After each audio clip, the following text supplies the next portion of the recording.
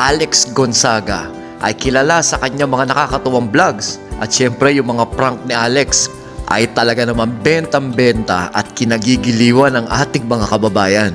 Kaya si Alex ay hindi biro bilang isa sa mga Pinoy YouTuber at ang pang last but not least sa ating bilang.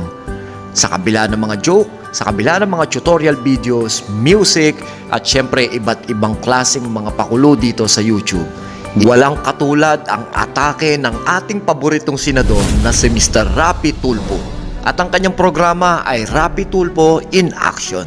Ang batikang broadcaster na si Senator Rapi ay hindi na bago sa larangan na ito.